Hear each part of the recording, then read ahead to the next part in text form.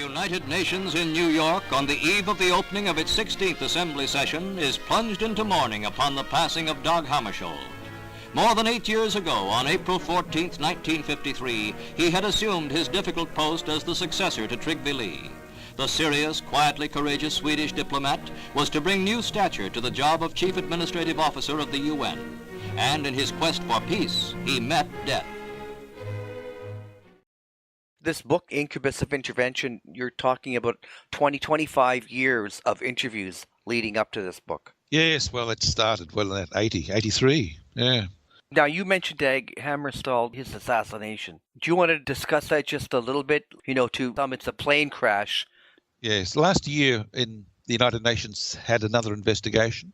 They finally decided it should be known to be called assassination. It wasn't a plane crash.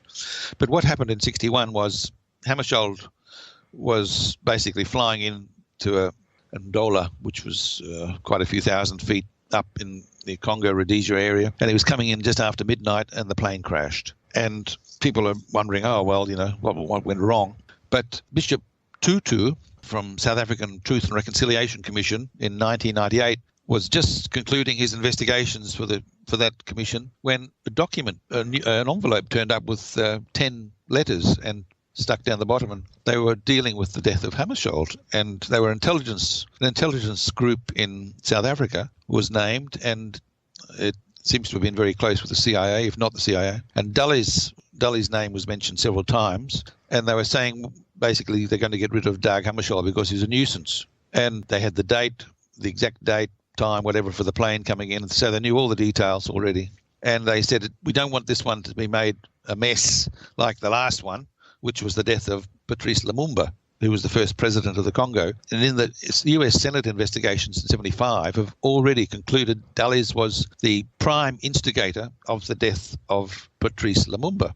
They followed, he actually left a paper trail for that one by mistake, I think. But that's how they tracked him back to the blame went straight back to Alan Dulles for the death of Lumumba. So the same path, the same method, even the same words were used, saying we've got to get rid of Hammarskjold. But all the while, Alan Dulles is saying he would support it or he would help it, when actually he's the prime instigator. That's just his way of talking, way of expressing himself so as not to deflect the blame, ultimately the blame. Eh? So I would say Dulles was, again, the prime instigator in the death of Hammarskjold, but people have, because he got killed in the Congo and there were so many ready assassins in the Congo to bump off Hammarskjold, they're unhappy with him. People haven't gone past the Congo as the reason for the assassination, much the same way that Cuba has taken everybody's fascination to do with Kennedy, the Congo with Hammarskjold, you see. But the Congo was, I think, used by Dulles when, in fact, the reason he wanted to get rid of Hammarskjold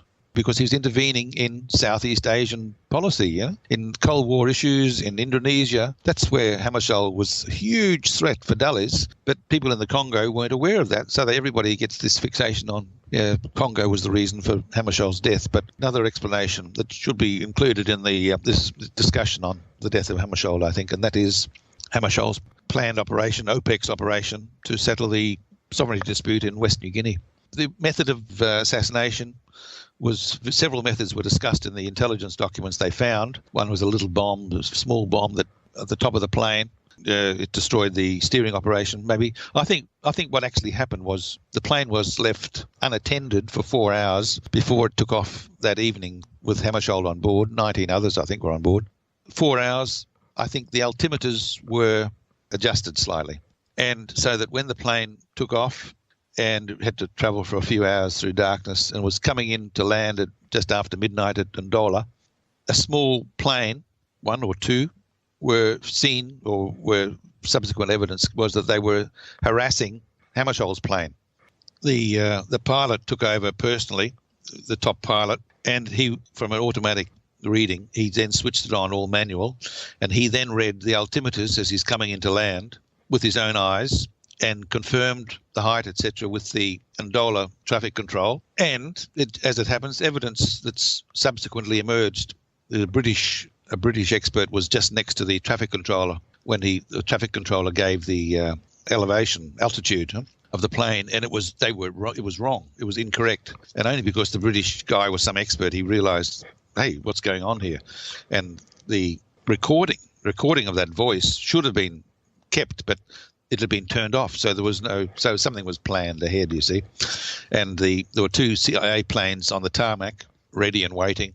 And one of these was operating at midnight with all the engines were going, etc., but only to use all their equipment inside for communication. They were probably communicating with the pilot of the small plane and listening to the Hammarskjold's plane that was coming in as they were coming in, And the wrong altitude led, when the traffic control place gave Hammarskjold's plane or pilot the wrong altitude, it crashed and killed all on board.